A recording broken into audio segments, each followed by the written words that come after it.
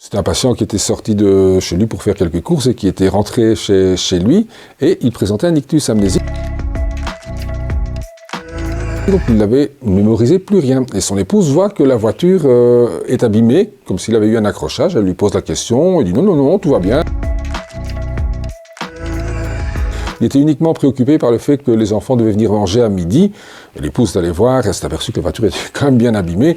Elle a prévenu la police en se disant, écoutez, je ne sais pas ce qui se passe, mon mari là, pour le moment, est un peu bizarre, mais je me demande s'il n'y a pas eu un accident, qu'il ne veut pas me le dire.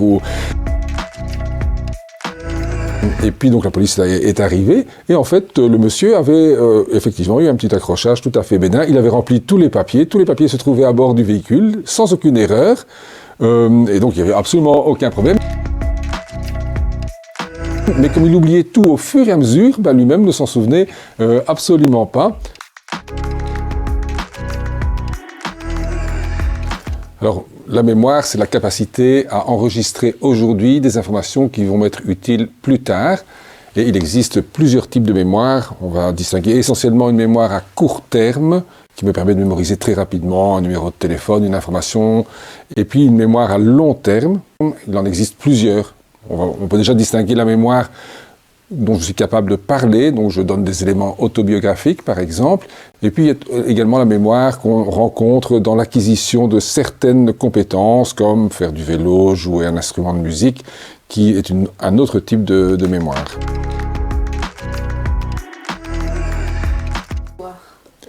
Alors la première chose qu'il faut faire pour mémoriser, c'est de disposer d'une structure, d'un petit noyau qui est l'hippocampe, qui est absolument indispensable à la mémoire.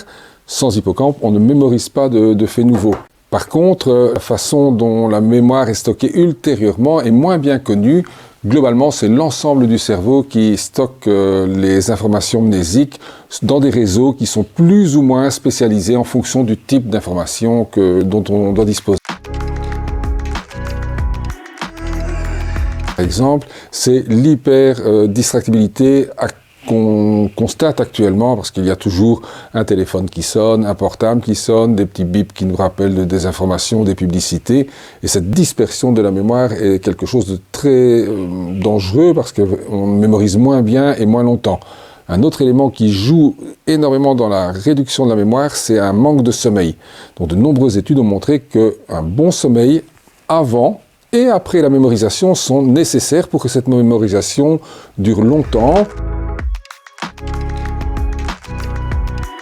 Alors il y en a une qui est très impressionnante mais qui n'est pas très grave, qui est l'ictus amnésique.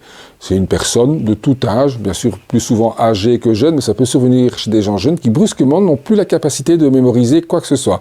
Et pendant quelques heures, parfois une dizaine d'heures, ils ne mémorisent plus les nouveaux événements. Et puis ça rentre dans l'ordre. Quelque chose qu'on rencontre fréquemment, c'est bien sûr le syndrome de Korsakoff, qui sont des troubles de la mémoire, qui sont liés à la prise de toxiques et essentiellement d'alcool. Donc si on va trop loin dans la consommation d'alcool, on a souvent une carence en vitamine B1 et ça altère profondément la mémoire. Il existe des maladies plus rares, infectieuses, l'encéphalite par exemple, l'encéphalite herpétique, qui peut détruire les hippocampes et empêcher toute mémorisation à partir du moment où on a fait cette encéphalite. Puis après, bien sûr, la maladie de loin la plus connue, c'est la maladie d'Alzheimer, qui est caractérisée par un trouble de la mémoire, une désorientation dans le temps, une désorientation dans l'espace et souvent, par la suite, d'autres troubles.